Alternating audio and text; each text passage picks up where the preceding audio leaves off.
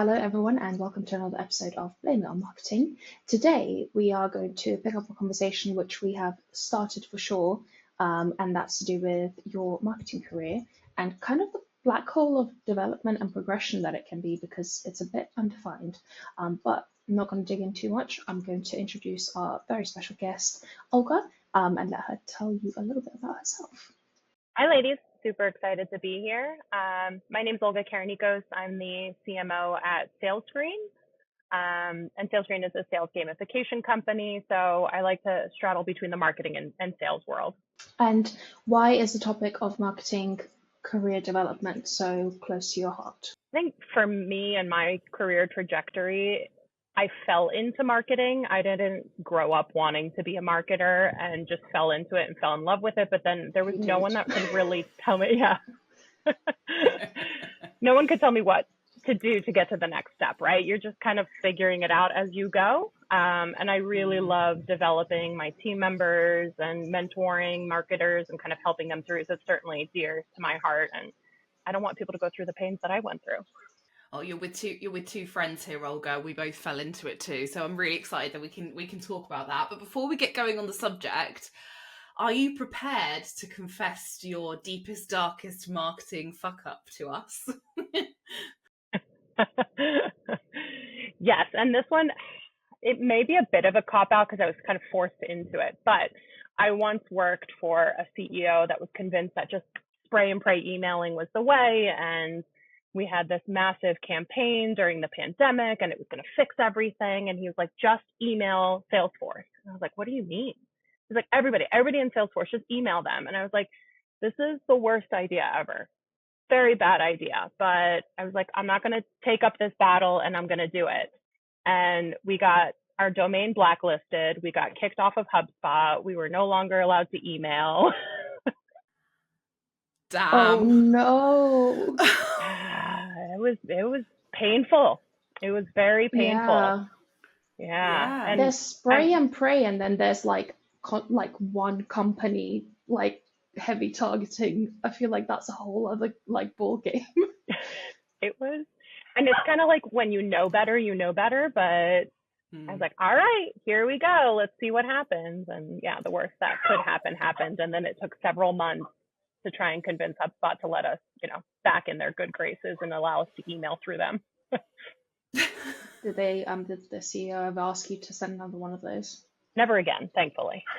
There you go. Lesson learned. There you go. Lesson learned. Exactly. Lesson learned. Let's dig into the topic of marketing career. So we've all fallen into marketing, It's through found one us. way or another. It's found us, yeah. Yeah, it found us, yeah. It came to us. Yeah. And I feel like sometimes when you look at any kind of profession where there isn't necessarily like actual qualifications attached to it, so where it's not like a doctor, a lawyer, an accountant, where you have to have specific steps in place, the career paths start to get very murky very quickly. And I think marketing is a great example of that. But saying that, what are the actual like practical challenges that throws up and it threw up for you as you were trying to progress in your career? I think the good and the bad of marketing is there's so many different ways to be a marketer, different channels, different tactics, there's no end to things you can learn in the marketing world. So it's also very tough to start to pick, like, do you want to go deep? Do you want to be T-shaped? Do you want to be that Renaissance marketer? Where do you see yourself going? And especially when you're starting off your career, you don't know. You don't know if you want to be a consultant one day on SEO and should learn all the ins and outs, or if you want to be a marketing leader and then you need to know how everything works together. So for me, it was just very tough to know where to start, how to start learning, how to invest my time outside of my job, because frankly, you're doing a lot of this on your own time. So I think that's the biggest challenge. In a lot of other career trajectories, what your next step is. You need to go get this certification to hit the next level. That you need to do this many billable hours. You need to do all these kinds of things. There's no guidebook for marketers. And that's a challenge. It's very tough to navigate those waters. Yeah, and there's also not many people. I feel like there's also a group of people who maybe are maybe a little bit more old school than us ladies, who don't kind of want to tell you how to get to the next level as well. It's kind of a little bit like they've gatekeeped and ring fenced that kind of like, we're chief marketing officers, or we're like SEO specialists, like that get paid the big bucks, and they kind of don't want to let you know how to get there or how to do it. I've done some other jobs in my life, as we all have, and I've never found that anywhere else. And I feel like marketing is one of those things where sometimes people are not that helpful. I don't know if you guys have experienced that yourselves, but I certainly have. And if you're in a giant org that has multiple marketers doing something, you also may experience like your colleague not wanting to help because they want to edge you out. And so if you're in a learning stage, there's a clear person you could learn from, and they don't necessarily want to help you too. And that's a big challenge.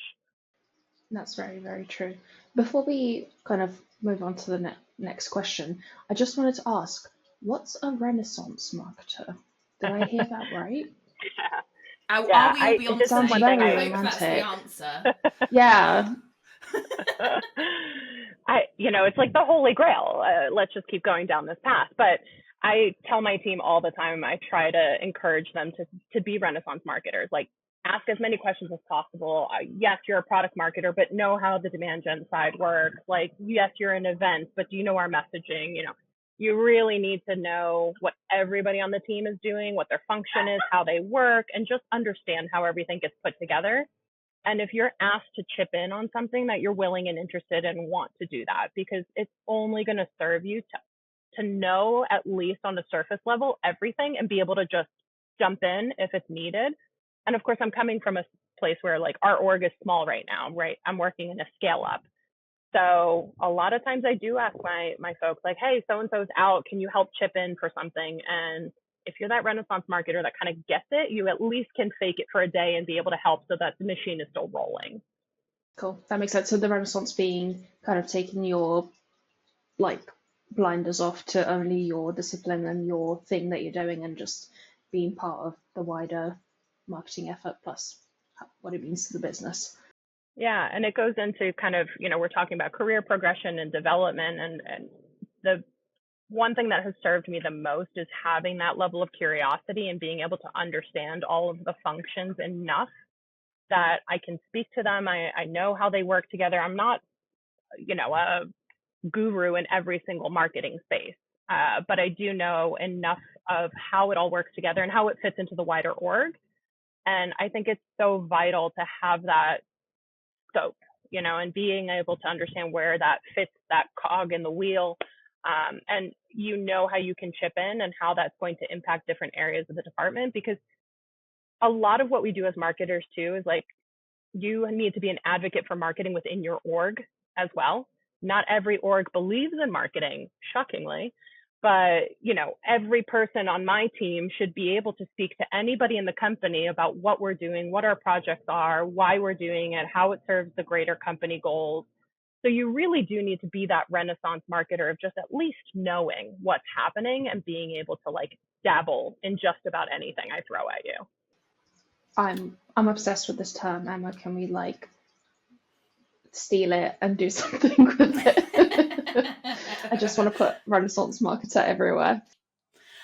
So another thing that a lot of marketers feel pressure to do is to kind of go out there and try and get every certification going, everything from like all of the Google stuff to the HubSpot stuff to, oh my God, the mini MBA is just like everywhere. That Mark Ritson thing. The just Chartered Institute of Marketing stuff for the insane UK side as well, right? So from an employer's perspective, and I'm interested in, everyone's take here as senior marketers, how valuable do you actually view these certifications? Do you kind of want people who've got like time in the trenches, or are you kind of like as impressed by people who have gone out there and done the kind of self-learning and they've got all the certificates? Yeah, I think it's a quality over quantity thing. There's some certifications and some schools and programs and everything that have some wow factor to it, right? And that to an employer is going to show you're developing outside of your own job, right? You're spending some time at night looking at something, working on a certification. Now, if someone is applying for a job on my team and has a laundry list of every certification from every software, from this, from that. It's kind of like, what does that really show me? It's showing me you're spending a lot of time on a bunch of different things that, frankly, how do you have the time to do that? And so were you doing that during your working hours? Because that's a bit of a red flag to me. But I think it's a quality thing, it's pick and choose something that is super impactful that you actually learn from, share your learnings, and that starts to get into sort of your social selling, your social profile on LinkedIn, and that stuff's important. I so agree with that. For me, it's the application. So, for example, Emma and I we're very good at HubSpot, for example, like ins and outs. We know how to manipulate it. We can debug it. We can do a lot of stuff. I don't have any HubSpot certifications, but like if you have an issue with HubSpot, I can probably figure it out for you. But I think that comes across in like me working and how I talk about things rather than me having to have a qualification because frankly speaking, the issues you come up and the oddities of things that you come up against, especially with technical stuff, it isn't in any of the certifications because you have to work on it and figure out what the weird quirks are for you to be able to then resolve things and know how to do stuff. So yeah. There was a time where you had to have your master's, you had to go for your MBA, you had to do all these things, which cost money. It's one thing to talk about like a HubSpot certification. Great. Spend your Saturday doing that. No problem. But when you're spending that much money on getting all these secondary degrees, like, is it really helping versus, to your point, the application of your knowledge is so much more important. I don't want to be in an interview with someone who's spouting off like the terms and the things that they've read in the books and the case studies and this and that. And it's, well, how did your last campaign go? And tell me why it worked, why it didn't work, what were your metrics? And they can't respond to that question. It's very telling. Yeah. I think, yeah, no, I'm the same. I think there are some things that are worth getting qualifications in. I think quite a lot of, is in particular, I think the one that stands out to me are like, if someone has done some of the Google Analytics courses, I'm like, okay, you probably, if you know this in and out, that's wonderful. And I think that's really helpful most of the time, because most of us are still just figuring it out. I am not qualified to do any marketing. Yeah. I'm just like, I have no certificates. I don't think I've ever taken a course. I do remember though having a crappy manager who made me feel so crappy that I started to look at digital marketing courses and go, oh no, wait, I don't need to do this stuff. Like, I know this stuff. Like, I don't need this. As if anything, it was just a bit of validation that actually I do know what I'm doing. That was obviously back in the early days. I'm the same. I think practical application is kind of everything. I think I am always an advocate of like getting out there and doing the job. I remember actually someone that I know in my ex-friendship group, should I say that? Had got Ruta's like, what? Had done a degree in events marketing stuff. And this was back in the day I used to do events. That's how I sort of started out. And they were a bit like, how did you just get a job in events marketing? And I was like, well, I just did. And now I just do it and I get on with it. And that's that. And I remember them always being like slightly bitter and twisted that I was just out there doing the job and they'd gone and got their degree in it. And I think there was a little bit like, So yeah, I think I would definitely advocate for going out there and just getting on with the job when it comes to marketing, for sure. I think it's and it is messy, and I think kind of leads to the next bit of this conversation, which is to do with the career ladder for marketers. I think we've all probably climbed the wibbly wobbly way of the career ladder in marketing. And I think at times, probably, I don't know about you guys, but I've certainly gone like, am I going this way to becoming a specialist? Am I branching back out? What am I doing? And haven't always had necessarily the career advice. So if you are a marketer and you're kind of looking to climb the career ladder, what are some of the practical ways that you can kind of demonstrate leadership if you don't necessarily have that like managerial role? And what would you say to people who are sitting there kind of questioning themselves, going, oh, what am I going to do next? The biggest thing I would suggest is doing the job before you have it. And any good manager who has someone coming to them and asking for more responsibility is going to give it. And hopefully give it with guidance, right? But I've never also known a manager who got someone coming and asking for more responsibility and was like, nah, I'll do that work. That's what every manager wants to hear. They're like, absolutely, can you take on this and that and that and that? And that only helps your manager too, but hopefully puts you in a position where you can be mentored by that manager. They can kind of explain things. They have more time in order to coach you because you are taking some of those responsibilities. But do it before you get the job. It's the best way to learn, but also show your ambition. Gone are the days where you just sort of sit and wait for a promotion. You need to show that you can do it before you actually get that promotion. And it also is a good way to really understand, like, do you really want it? Is this really the next step you want to take? Like, go and explore and take some time trying different tasks and responsibilities. Go shadow a friend in marketing, ask them what their day actually looks like in that position. Like, do your research, but just give a try. And I think the one good thing about marketing, and especially if you have support in your org, we can try and fail, and that's okay. So you can always take on new responsibility and try it and give it a shot. And if you fail, you're likely to have the support of, like, this was your first time. Let's work this. Let's, postmortem, see what worked well, what didn't, try it for the next time. Absolutely. And I think maybe if you're early in your career, that could be quite intimidating, like going to your boss and being like, hey, I've done a lot of this. Is there any chance I could do more of that? Because I haven't, and, I'd like to see what's up. But for the most part, it's usually completely fine because we will kind of do it at some point. You can't, like my first proper job in marketing, I did webinars for 6 months straight. That's all I did. I booked, scheduled, did the whole promotion, blah, blah, blah, webinars. And then at the end of that, I was like, okay, I'm ready. I'm ready to do something else now. What can I do? Yeah. Yeah. I was like, what can I do? I'm like, I can still do the webinars, but can I like have some other stuff? And I ended up, I think, going down the PPC route for a bit. And I was like, oh, fuck this shit. I cannot be a specialist, let alone in PPC. That would drive me absolutely mad. And it kind of like cemented the fact that I wanted to be a generalist because I love that variety of doing some emails, doing some of that stuff, doing some HubSpot stuff, blah, blah, blah. And I was like, yeah, I know now. And you can't know until you kind of do it as well, because you might have this beautiful dream of being a copywriter, and then you realize it's just like doing coursework every week, and it's the worst shit ever, at least to me. But some people like it. So you got to kind of try it out. The same with people management. It's not what you think until you get into it. And that's always so intriguing to me. I was like, new people managers are just like, what has happened? And I'm like, isn't it funny how we all really wanted to be managers, and then you become a manager and you're like, oh, this is awful. Don't you think? Even if you have a good team, yeah, it's still not good. But don't you think the people manager thing, again, this is I think this is like a systematic problem with businesses and the way they're set up, especially when you look at like an organizational structure of how marketers and marketing teams are set up, because there is still this sort of like hierarchy. There has to be someone in charge of the strategy and responsible, and there needs to be that CMO type person who sits on the board and holds everybody accountable and makes everybody take marketing seriously. But then the only other way in most organizations for you to ever earn any more money is for you to get promoted. And usually that's to some sort of people management type position.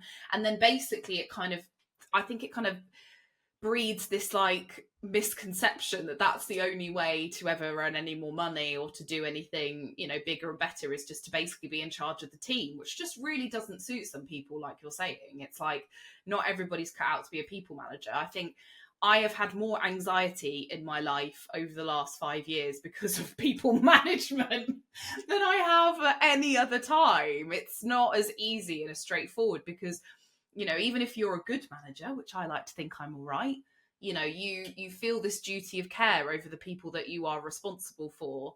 And that is not straightforward because it's a balancing act, isn't it, Olga, between like having the needs of the business met and looking after the people that you're responsible for. I don't know what you guys think about that in terms of, that structure of things and how you could counter that. Like if you're sitting listening to this going, the only option I've got is to go that way, what other things could you think of that people could maybe do instead of being a people manager? Yeah, some of that comes to what org, company, where are you situated? And so a lot of times the people management ladder comes in with smaller to mid-sized companies or even larger companies. But let's say you're at a small company and you want to move ahead. Yeah, you're probably going to likely turn into a team lead and then a team manager, etc. You may want to parlay into a bigger org where you are on someone else's team. Maybe that company has, if your goal is to increase your salary, which obviously comes into play, they might have a bigger budget to be able to pay you. So you don't always have to stay within the type of organization that you're in at the moment too. So you can step ladder that way, or you can look into consultancy, and then you're not managing anyone. You're a one-person team, whether you're running your own small business or going into the consulting world where you're just kind of flying into other teams and helping them out is another way to go too. So it doesn't always have to be kind of that just people management and moving up and bigger team. And like, that's the kind of stuff my dad used to talk about. Like, there are so many other ways now to take a career trajectory than there used to be.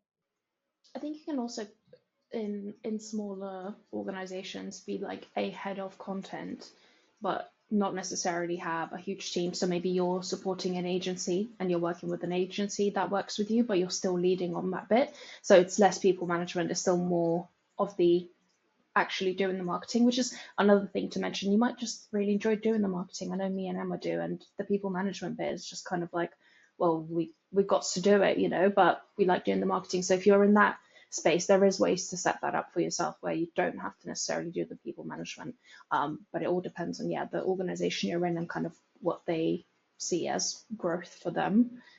So it's a conversation worth having internally, and just seeing what people are doing as well. Like, if that's the normal pathway, people will probably expect you to take it as well. Or also having the ambition to suggest something like that. Not every company is going to have a head of content. So make your case, think about it. Like, I think if I could fully focus on content, we're going to reap these kinds of rewards for the org. Here's what we need to move into. I don't need a team. Again, in ways to kind of win favor from your higher ups. Don't ask for that much more budget.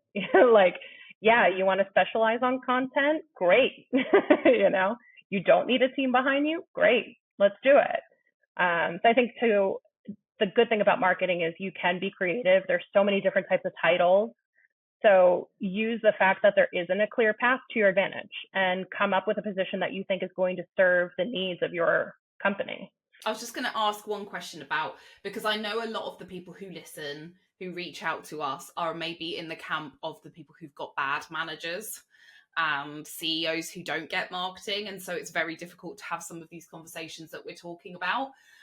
So we always like to cover this off because, if you've got a bad manager who isn't interested in hearing why you think you should become head of content, that's going to make life really difficult. So how would you suggest, Olga, in those situations, you stay sane so that you're still getting development, you still feel like you're getting career progression, even though it's probably more self-driven? Like, what's your advice for those people? I think you can also align yourself with other managers or other teams and get some of that support. If you're in marketing, you're part of the wider revenue team. Is there something you can work on with the sales leader, with the CS leader, with your counterparts in those other teams, and gain some favor that way as well? And I think making a case is one of the biggest skills all of us marketers need to learn. And so even if you have a bad manager who's not going to see the opportunity, you need to make them see it, come up with your business case for why you think you should be doing X, Y, Z, make it results driven, put yourself in their shoes. What is going to benefit them out of what you are trying to do? And find your cheerleaders across your org. So again, that marketer is working with all those other leaders. Is there another leader who's a great manager that you can kind of get some advice from and bend their ear, who then in turn is also going to bend the ear of your own manager? So it's never that you're kind of going behind the scenes or behind their back or anything. It's really just being a little bit of a politician, and kind of like showing that you really want to improve and grow and help the company, and you're just seeking support. So in our pre-call, we had a bit of a conversation about marketing moving from a cost center, essentially, as much as I hate that terminology, to a revenue generating center. or revenue driver, and that can be actually a big part of you getting promoted and you moving up the career ladder. Can you talk to us a little bit more about that? Yeah, I mean, this has been sort of my biggest challenge in my career, and kind of, uh, you know, no one writes the book on this, and this is the tough part, and it takes a long time. But I would say the biggest thing is just learning how to be data driven. And that's one of those key terms that everybody throws around. I'm a marketer. I'm not a mathematician. I'm not a data person. It makes me very uncomfortable. I don't like it, but I have to do it. And I have to find ways to make the data work for me. Not fudging, but just like really showing me this works, this doesn't work. Maybe I can have a gut instinct that the data is not showing me right away, but like I give myself my own goalposts to go and look back and be like, all right, my assumption was this is going to work in 3 months. Did it? So I think a lot of it is using that data to your advantage and over communicating. So when I joined Sales Screen, we were definitely, marketing spent money. That's what marketing did in everybody's world. I was like, give me 6 months to do this. Give me 1 year for this roadway. But like, start small and continue to ladder up and gain that trust from your senior leadership and over communicate the entire time. Here are the things that are happening. Here are the indicators that showed me that this is starting to show some promise, and give the results once you have them. But I think the biggest challenge is anything we do in marketing takes time. Any good marketing campaign, any good marketing tactic, process, like the unsexy part of marketing is laying that groundwork for things to work on a faster basis later. So a lot of what you're doing is, you're spending money before you're making it. So you really have to have a very clear picture of, if I do this, if I invest here, I expect to see that pay off in 6 months. I'm going to come back to you with the honest truth of it did pay off or it didn't pay off. And being very critical of, it's not even a dollar in, dollar out. That's sort of the old school way of PPC and thinking of it that way. It's putting everything together and saying, I do think pipeline will increase if I do all of this stuff. Like, let's look at it in 6 months. And if it doesn't work, we'll regroup, and that's fine. I'll fall on my sword. No problem. Yeah, because I think to that point, once you link your activity to revenue, asking for a pay rise becomes a very different conversation. Because why wouldn't you give me an extra 5 grand a year when I've made whatever amount for you? It just doesn't make sense for you not to do that. But until you're in that space, it's just like, well, marketing's just getting more expensive. Like that's the only thing you can go by. So yeah, I totally see your point there around how becoming a revenue house links to basically the opportunities you're going to have in the organization. Yeah. I would say don't also spend money just because you have it. So one of the key things I did was, like the C-suite's always going to come up for a formula that marketing should have this much of the total company budget, etc. If I don't see a need to spend my full budget, I give it back to the pot. And because if it's not going to return on something, it's only putting a target on my head as well, right? So I would rather the company has some funds that they're going to use somehow else, and I'm using my budget wisely and growing into the budget I need. And it might be that, take that 100K this quarter, this year, and I'm going to ask for 200K next year because I've shown that I know what I need to use that money for. Or I'm going to rethink it and move it into headcount. So I think a lot of it too is like the idea of the use it or lose it budget is a bit of a tough. Yeah, you're kind of screwed with that. It's like, all right, you think I have to spend this money because I won't get it again next year, but actually that CFO is going to appreciate it so much more if you give money back and you show that you made the company more than was in the marketing budget, and he's going to give you twice as much next year. I think, yeah, Emma, you'll agree with this, but whenever you're dealing with budgets, if you're super lucky, you'll get to set your budget with the senior leadership. But if you don't and they just give you a number, make sure that you've done your own numbers and make sure that you can say, hey, according to my calculations, our ROI, what we want to make, blah, blah, blah, blah, blah. This is what I'm going to need. You've given me this. And whatever that discrepancy is, you then have a conversation and say, we need way more. So I'm not expecting the results that you think you're going to get. Or, hey, you've actually given us, I think, too much. Could we put that away kind of thing? And or do you want us to invest in something more, like do you want us to grow more aggressively? Is that something that, you know, we could do, whatever it is. So yeah, having your own numbers, I think, is going to be very informative for that conversation. And if you get funding, do not be drawn into the like, oh my god, we've gone from having a 30k marketing budget to now we've got $1 million, and now we're going to spend it and we're going to buy all this stuff. We're going to go nuts. We're going to rip out the CRM. We're going to build a new website. We're going to do a rebrand. And it's like, most of that stuff, even though that might be Never stuff you the need rebrand. to do, Never the rebrand. is never going to bring you the money back.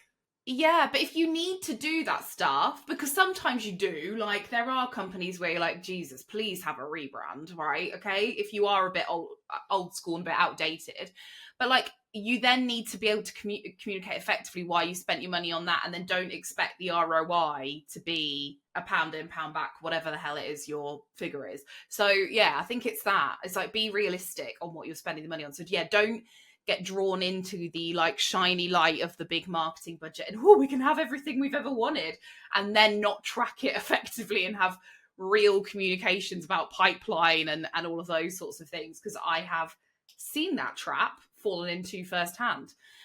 So yeah, you got to be careful. Like yeah, it's a balancing act, and I think more marketers, you could, it's that kind of like, don't be too conservative, but it's like, do also act in moderation, maybe a little bit around, you know, why you're spending stuff, and asking yourself why you need that money and what exactly the purpose of the thing is for. And then hopefully you don't fall into that trap. Having too much money sounds like a good problem to have right now, though, doesn't it? Right? Wouldn't that be great? But I think it's also like finding the time for that. Like your year one, your year two, maybe even year three is not the time to be doing that stuff. You know, you have to be really, really clear on the money in, money out, all this kind of stuff. And once you have your well-oiled machine, then you spend on the things that maybe need to get done, to your point. It probably needs a rebrand, but you've gained enough trust that it's like, this is not going to pay off in revenue. So don't expect that same concept of like, I put this much money into the demand gen engine and it came out the other side. It's not the same. It's maybe going to pay off 3 years later if you do it really well. You know, it's not immediate return. So those kind of maintenance things are something that you can really only do once you've shown your stuff and gotten things to a repeatable machine on the revenue side. And that's the only way marketers get more money, is like tie yourself to revenue, period. Yeah, agreed. I'm a big fan as well of having those lines on the budget that basically are very clearly marked as like, this is either wastage or experimentation or whatever it is. And like, some people hate me to say like the brand awareness things sometimes go under those categories, but sometimes they do. You know, you're just putting money in. Sometimes you know you've got to do it, but you know there is no immediate return, and sometimes there's no trackable return, just period. It's just that. But it's some of those things you have to do. So yeah, I think be careful with that. I know everybody gets really excited by those like things straight out the gate, and it's like, especially if it's your first senior marketing gig, you're like, yeah, let's go for it. And you're like, oh my god, please do not do this to yourself. So before we finish up, we like to finish every episode with talking about any marketing gossip you might have. So is there anything that's annoyed you that you want to get off your chest, or anything interesting that you'd like to share with us? I mean, gosh, how much time do we have? But you know, one thing I was looking at before I jumped onto this call, you know, and again, the marketer's guilty pleasure is kind of just scrolling LinkedIn all the time. I have grown so irritated by people like bandwagoning trends far past their expiration date.